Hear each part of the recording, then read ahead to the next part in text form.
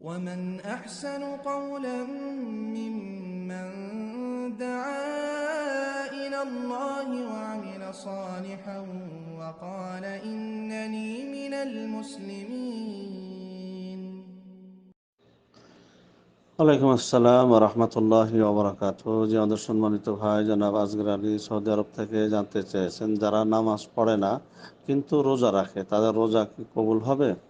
আলহামদুলিল্লাহ ওয়াহদা ওয়াসালাতু ওয়াসসালামু আলা রাসূলিল্লাহ আম্মা বা'দ। জি সম্মানিত ভাই, আসলে এ ব্যাপারে যারা নামাজ পড়ে না তাদের বিধান কি, ওলামাদের মধ্যে মতানক রয়েছে। তবে ওলামাদের বিশুদ্ধ মত অনুযায়ী বেনামাজিকে দুভাগে ভাগ করা হয়ে থাকে।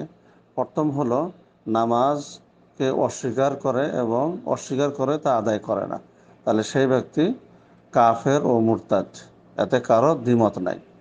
বাকি থাকলেও মাঝে মধ্যে পড়ে মাঝে মধ্যে ছেড়ে দেয়, এর ব্যাপারে ওলামাদের মধ্যে দ্বিমত রয়েছে।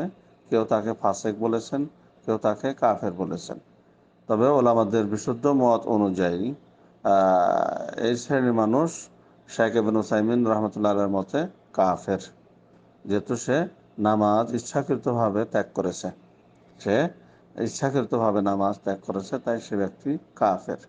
এখন কথা হলো এই, আমাদের পরিবেশে যাদেরকে বেনামাজি বলা হয়, অর্থাৎ যারা নামাজ পড়ে না, যারা নামাজ পড়ে না তাদের রোজার ব্যাপারে ওলামা ইকরামগণ কথা পরিষ্কার বলেছেন কোরআন এবং সহিহ হাদিসকে পর্যালোচনা করে, যে বেনামাজির রোজা সহি শুদ্ধ না এবং রব্বুল আলামিনের কাছে গ্রহণযোগ্য না। যেহেতু নামাজ ত্যাগকারী হচ্ছে কাফের ও মুরতাদ, এবং এই মর্মে বহু দলিল রয়েছে, বহু দলিল রয়েছে। তো মোট কথা হলো এই যে বেনামাজি রোজা রব্বুল আলামিনের কাছে গ্রহণযোগ্য না, এবং সে পরকালে এই রোজা থেকে কোনো উপকৃত হবে না। যদি কোনো ব্যক্তি নামাজ না পড়ে কোনো নেক কাজ করে, যেমন দান খয়রাত করলো, জাকাত দিল বা রোজা রাখলো, তার বিনিময় আল্লাহ রাব্বুল আলামিন এই দুনিয়াতেই দিয়ে দেবেন। তার বিনিময় আল্লাহ রাব্বুল আলামিন এই দুনিয়াতেই দিয়ে দেবেন, পরকালে তার জন্য কোনো কিছু থাকবে না।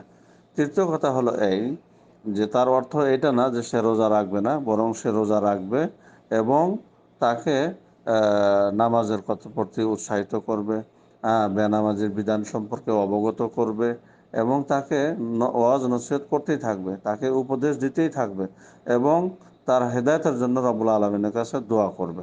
তার হেদায়েতের জন্য রব্বুল আলামিনের কাছে দোয়া করবে এবং নামাজ আদায়ের জন্য দোয়া করতে থাকবে। উপদেশ তো দেবেই, তার সাথে সাথে তার হেদায়েতের জন্য দোয়া করবে। মোট কথা হলো এই, যে যদি কোনো ব্যক্তি বেনামাজি হয়, কোনো নামাজ সে পড়ে না কিন্তু রোজা রাখে, তার রোজা রব্বুল আলামিনের কাছে গ্রহণযোগ্য না এবং সে রোজায় পরকালে সে উপকৃত হবে না, বরং তার বিনিময় আল্লাহ রাব্বুল আলামিন দুনিয়াতেই তাকে দিয়ে দেবেন। বাকি আল্লাহু আ'লাম বিস-সাওয়াব। আসসালামু আলাইকুম ওয়া রাহমাতুল্লাহি ওয়া বারাকাতুহু।